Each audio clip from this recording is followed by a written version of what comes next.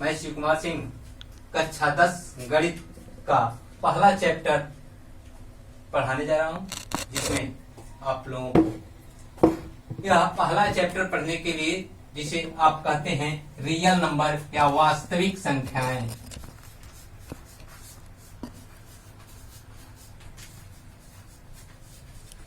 वास्तविक संख्याएं, वास्तविक संख्याओं में पढ़ने के पहले आपको जो पूर्व कक्षाओं में पढ़े हैं उसको एक बार रिवीजन के रूप में मैं बता देता हूं कि आप इसके पहले 6, 7, 8 या 9 में पढ़े हैं प्राकृतिक संख्या, पूर्ण संख्या, पूर्णांक संख्या, परिमेय संख्या। प्राकृतिक संख्या किसे कहते हैं? जिसे n से डिनोट करते हैं 1, 2, 3 यानी गणना की वे सभी संख्याएं जो होती हैं वो प्राकृतिक संख्याएं होती हैं। यदि गणना की संख्याओं में 0 जोड़ देते हैं तो संख्या पूर्ण संख्या के रूप में आ जाती है। अब पूर्ण संख्या के बाद पूर्णांक संख्या आती है। पूर्णांक संख्या का मकसद यह होता है 0 धनात्मक संख्याएं और ऋणात्मक संख्याएं दोनों मिलकर एक साथ मिले, उसे हम पूर्ण संख्या कहते हैं। यदि इस पूर्ण संख्या को संख्या रेखा पर डिनोट करें तो जैसे देखते हैं 0, 1, 2, 3, 0 से दाएं और उसके बाएं तरफ नेगेटिव चिन्ह आते हैं जिसे संख्या रेखा कहते हैं। इन संख्या रेखाओं पे आप देखें दो संख्याओं के बीच में बहुत छोटी छोटी भी संख्याएं हैं जो हम उसे डिनोट करते हैं, जिसे आप डेसिमल यानी दशमलव के रूप में या भिन्न के रूप में लिखते हैं। उन संख्याओं को हम परिमेय संख्या कहते हैं, जो कक्षा 9 में आप लोगों ने पढ़ा है। परिमेय संख्या जिसे 3/2, 7/5 इन रूप में हम लिखते हैं, इसे परिमेय संख्या कहते हैं। ये सारी चीजें तो आप पीछे की कक्षाओं में पढ़े हैं। इन्हीं परिमेय संख्याओं, इन्हीं संख्याओं के साथ आपको एक अपने सिलेबस पे आए जो कक्षा 9 में वास्तविक संख्याओं में पढ़ना है, यूक्लिड विभाजन प्रमेयिका। विभाजन शब्द से आप परिचित होंगे। विभाजन का मकसद ही होता है भाग देना।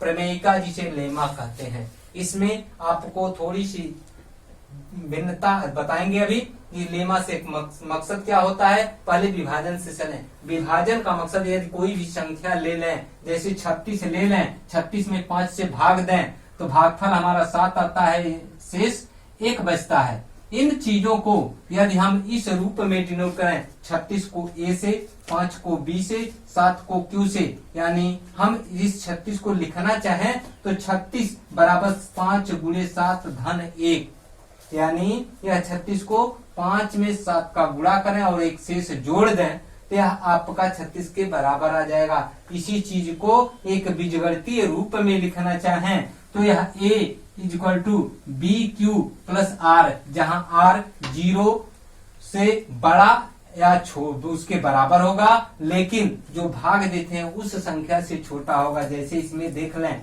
हमेशा 5 से भाग देंगे, जो शेष 1 बचा है, यदि यह शेष 4 तक भी बच सकता है, लेकिन यदि 5 आ जाए तो यह भाग एक बार और चली जाएगी। इस तरह आपको यह इसमें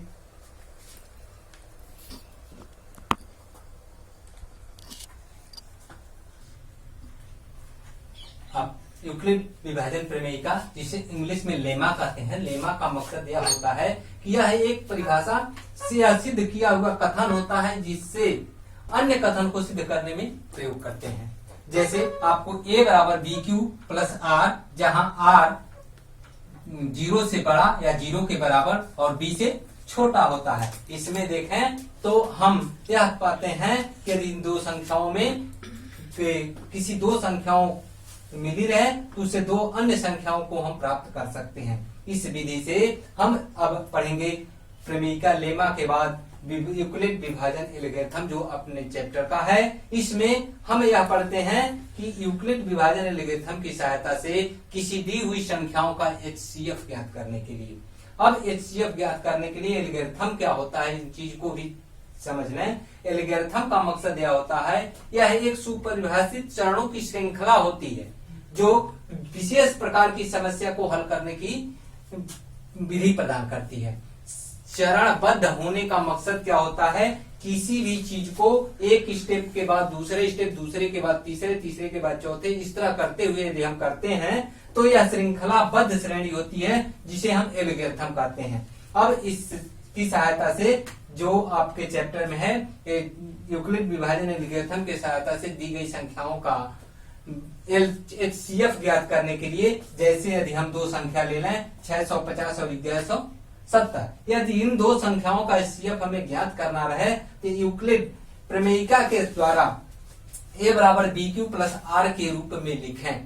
तो a बराबर BQ प्लस R के रूप में लिखें। इसके पहले आपने भाग देकर जैसे 35 का दिया था, 36 में 5 का आपको इस तरह मिला था।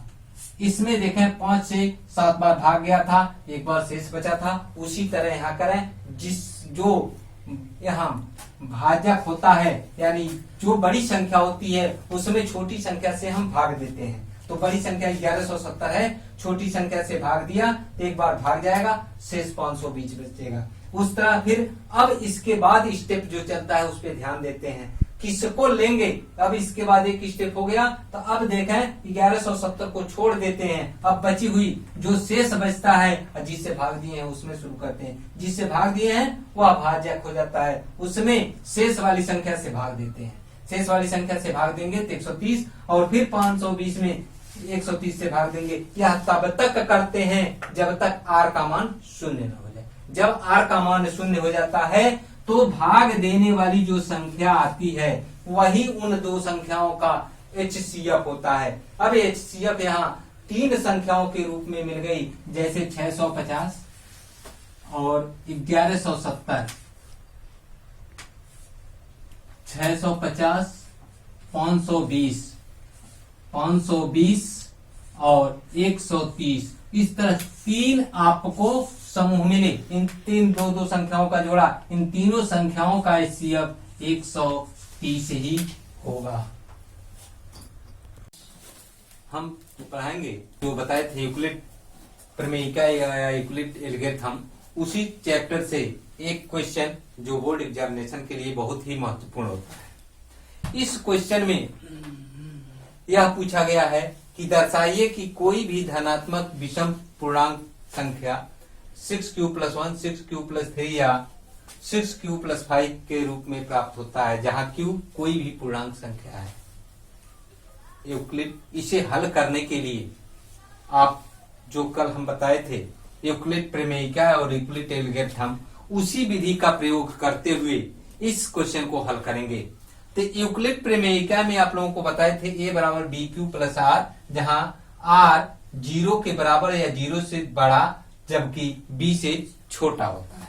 उसी का उपयोग करते हुए हमें दिखाना है कोई भी धनात्मक विषम पूर्णांक। यहाँ विषम पूर्णांक आपसे पूछा गया है, लेकिन मानेंगे हम कि माना कोई धनात्मक पूर्णांक संख्या ये है, कोई भी एक संख्या है पूर्णांक संख्या जो एक है, उसको हम विषम पूर्णांक संख्या इस रूप में लिखने के लिए चलेंगे।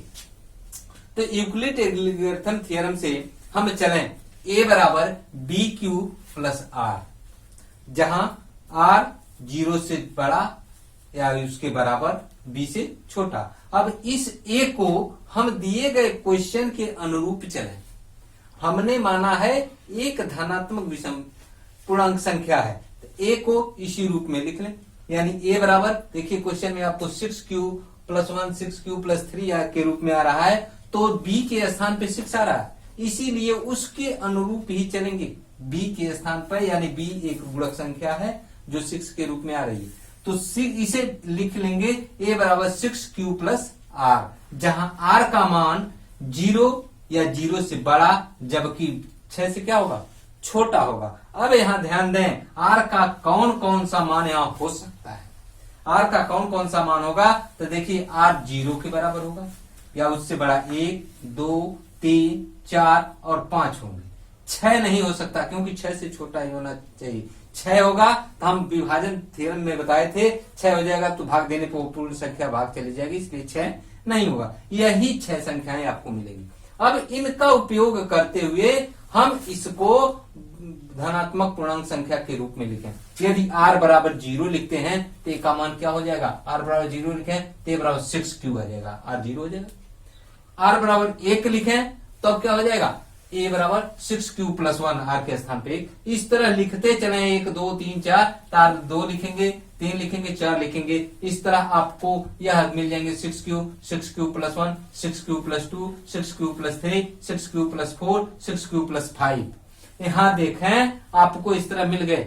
आप एक चीज और जानते हैं, किसी भी सम संख्या में किसी भी पूर्णांक से, देखिए हम जानते हैं कि किसी भी सम संख्या को किसी पूर्णांक से गुणा करें तो हमेशा सम संख्या ही प्राप्त होती है, या सम संख्या में सम संख्या जोड़ें तो भी सम संख्या हमें मिलती है। इस तरह हम कह सकते हैं। तो देखिए 6q है, 6q में किसी संख्या से गुणा करें तो सम संख्या मिलेगी। अतः 6q, 6q + 2 और 6q + 4 2 4 सम संख्याएं हैं, तो इसमें हम इसको ये संयुगी संख्याएं सम संख्या हो गई। अब बची क्या, अतः इसलिए 6q + 1, 6q + 3, 6q + 5 यह विषम संख्याएं हैं। इस तरह आप इस क्वेश्चन को सावधानी से इसी के आधार पे अगला क्वेश्चन है जो आप लोग हल करेंगे। गणित के आधारभूत प्रमेय, गणित के आधारभूत प्रमेय में आप सब लोग इस चीज को बहुत पहले से भी जानते हैं और पढ़े हैं। आधारभूत प्रमेय का मकसद यह होता है कि किसी भी संख्या के, किसी भी भाज्य संख्या को अभाज्य संख्याओं के एक गुणनखंड के रूप में व्यक्त किया जा सके। अब अभाज्य संख्याओं के रूप में व्यक्त करेंगे तो यहाँ थोड़ी सी, कभी कभी कोई अभाज्य संख्या मान लीजिए मिल गई 45, इसका गुणनखंड करें तो पहले काटेंगे 3 गुणे 3 गुणे 5, यह अभाज्य संख्या हो गई। कभी कोई लड़का यह भी लिख सकता है 3 गुणे 5 गुणे 3, तब भी इसमें कोई अंतर नहीं होगा, लेकिन यह सीरीज से लिखना ही आपका दायित्व होता है, या सीरीज से लिखना चाहिए। तो इस तरह अभाज्य गुणनखंडों के रूप में व्यक्त करते हैं। यह गणित के आधारभूत प्रमेय है। अब रही बात अभाज्य संख्या किसे कहते हैं।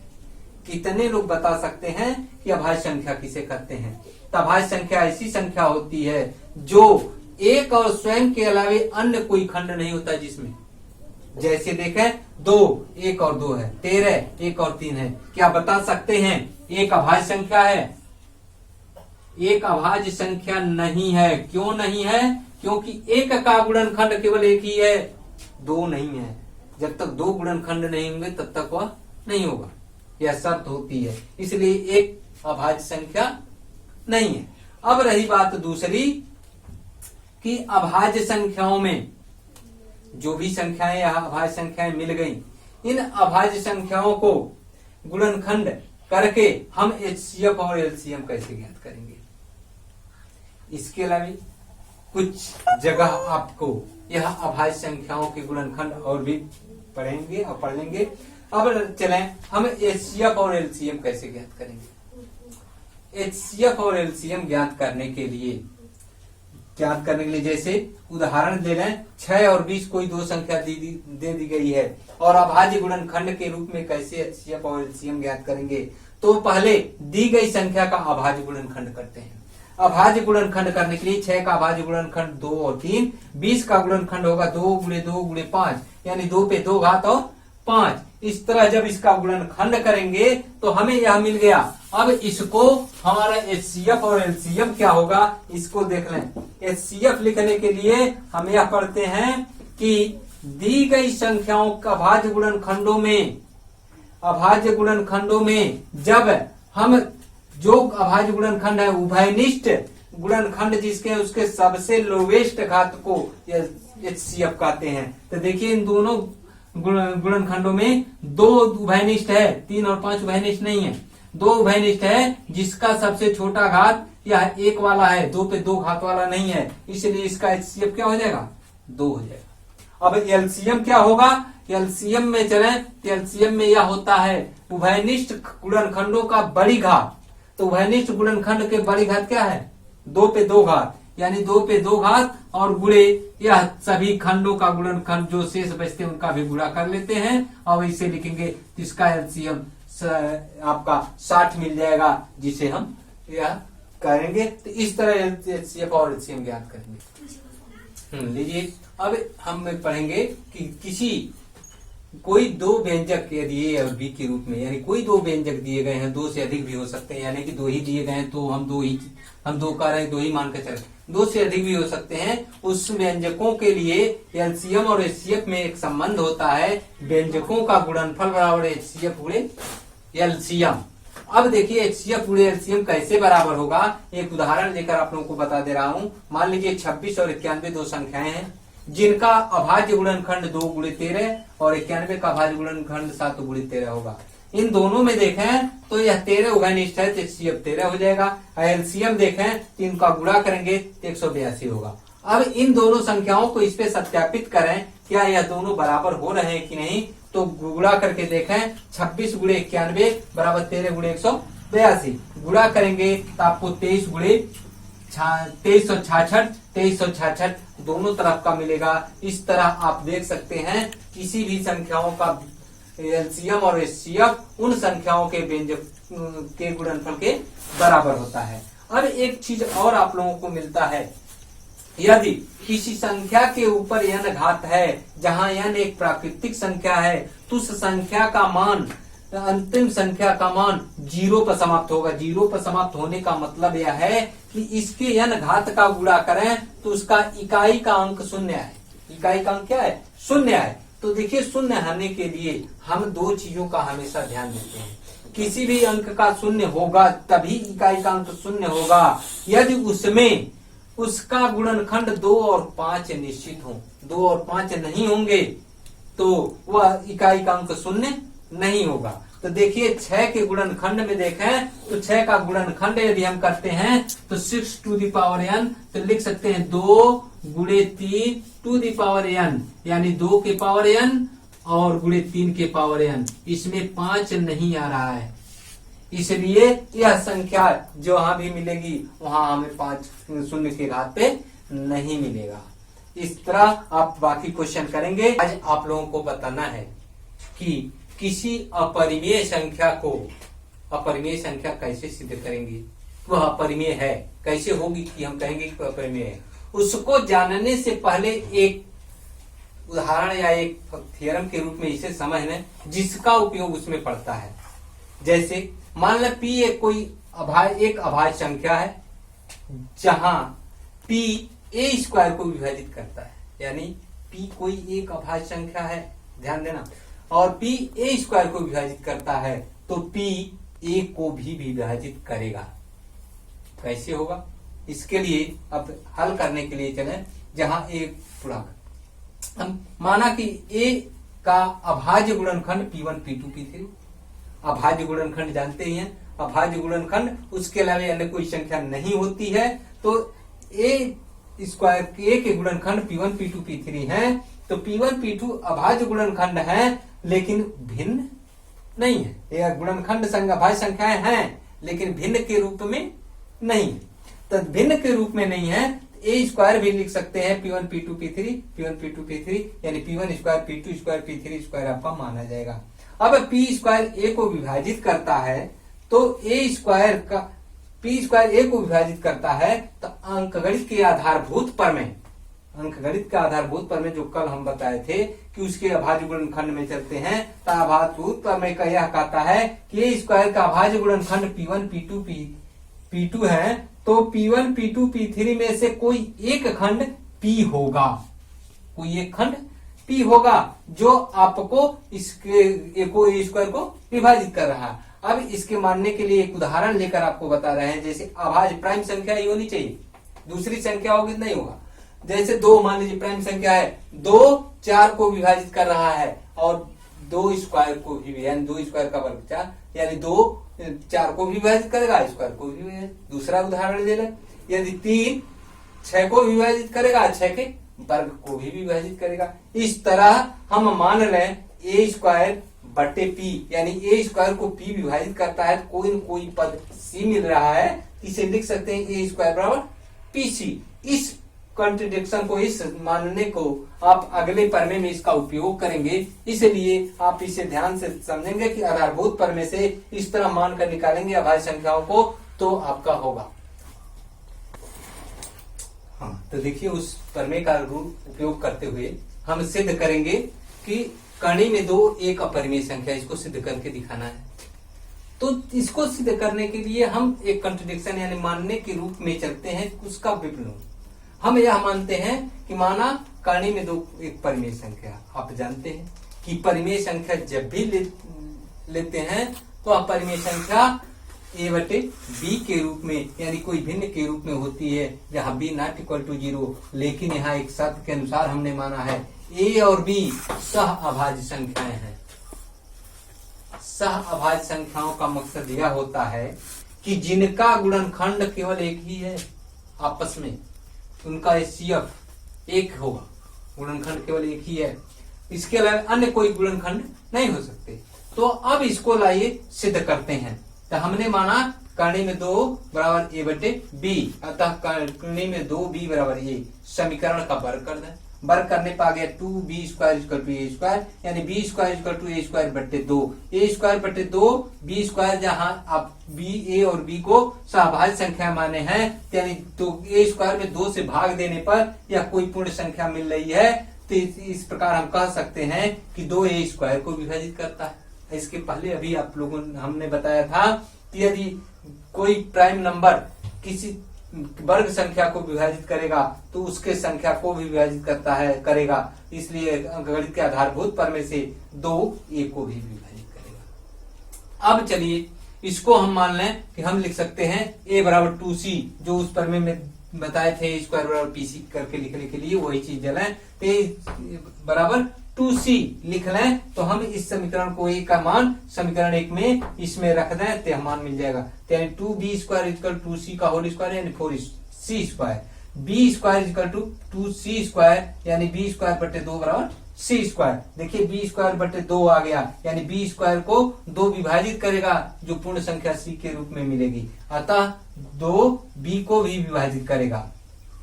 जब b स्क्वायर को 2 विभाजित करेगा तो 2 b को भी विभाजित करेगा। इस प्रकार हम कह सकते हैं 2a और b का एक गुणनखंड है, यानी 2b को भी विभाजित कर रहा है, 2a को भी विभाजित कर रहा है। इस प्रकार क्या कह सकते हैं 2a और b का एक गुणनखंड है। जबकि हमारी मानी हुई चीज क्या है, मानी हुई चीज यह है कि इसका गुणनखंड केवल एक है। इस तरह हमने जो माना है वह चीज क्या हो गया, जो माने हैं वह गलत हो गई। अतः हमारी अवमानना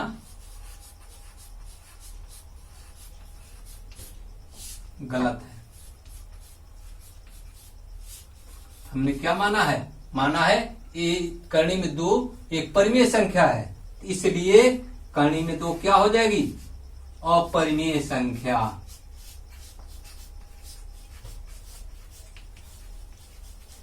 इस प्रकार आप लोग के चैप्टर में जो दिया है कणी में 2 कणी में 3, इस तरह परिमेय संख्याओं को सिद्ध करने के लिए आप सिद्ध करेंगे कि परिमेय संख्याओं का दशमलव निरूपण कैसे करते हैं। इसके पहले आप लोगों ने यह पढ़ा परिमेय संख्या को दशमलव में बदलना या अपरिमेय संख्या को कैसे सिद्ध करेंगे कि वह अपरिमेय संख्या है। अब पढ़ेंगे कि किसी भी अपरिमेय संख्या को दशमलव निरूपण किस तरह करेंगे, और इसमें आप लोगों को आता है परिमेय संख्याओं का बिना भाग दिए,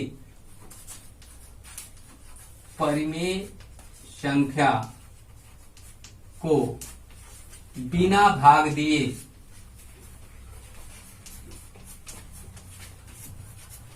कैसे बताएंगे।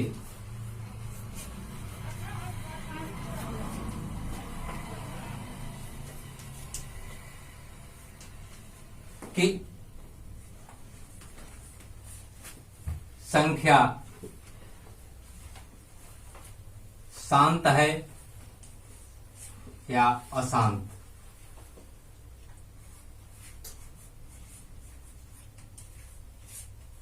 इस क्वेश्चन पे आज आपको पढ़ना है। तो इसके लिए आपको कोई भी संख्या लें, परिमेय संख्या, जिसमें p/q के रूप में लिख सकें, जहां q नॉट इक्वल टू 0। और इसमें यह देखें कि q का मान किस रूप में आ रहा आए तो p का मान हमें शांत रूप में मिलेगा। इसके लिए बहुत छोटी सी चीज को या छोटे से बात को ध्यान में रखकर आप पढ़ेंगे। छोटी बात क्या है कि जहां भी q का गुणनखंड, यानी जैसे देख लें, मान लीजिए 218 बटे 20 है, जहां हर का गुणनखंड भाज्य गुणनखंड 2 के घात के रूप में 2 to the power n या 5 to the power m, यानी 2 और 5 के रूप में मिले। यदि हर 2 के घात के रूप में और या 5 के घात के रूप में या 2 और 5 दोनों के रूप में मिलता है, तब उस संख्या को हम कहेंगे कि वह शांत दशमलव होगा। यदि इस रूप में नहीं मिलता है तो उसे कहेंगे शांत दशमलव नहीं होगा। तो इसके लिए आपको सिर्फ इतना ही याद करना है कि q के अभाज्य गुणनखंड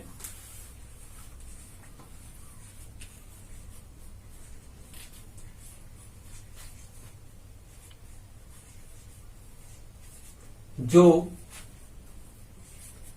2 के घात या 5 के घात या 2 और 5 दोनों के घात के रूप में हों,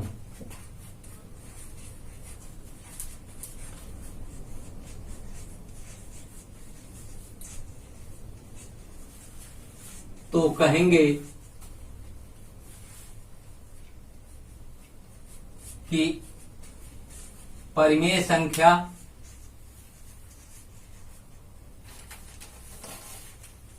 शांत दशमलव है।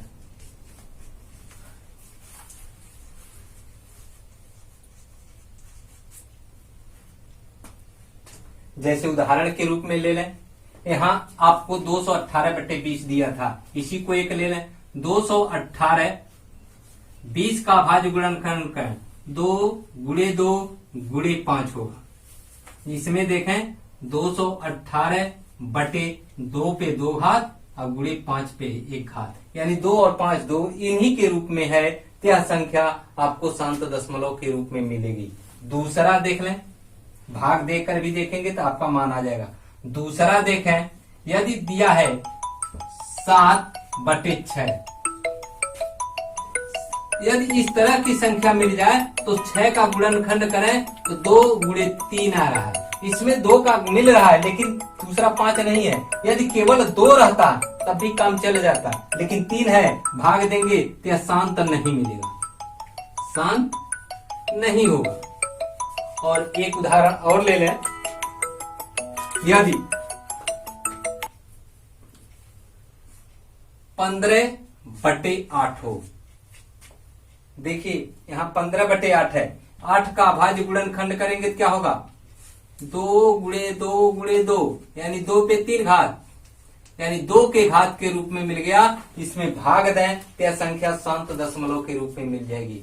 इस तरह जो भी क्वेश्चन आपको इस बुक में दिए गए हैं उन क्वेश्चनों को हल करेंगे और उसका मान निकालेंगे। और बाकी अब अगले चैप्टर में आप लोगों को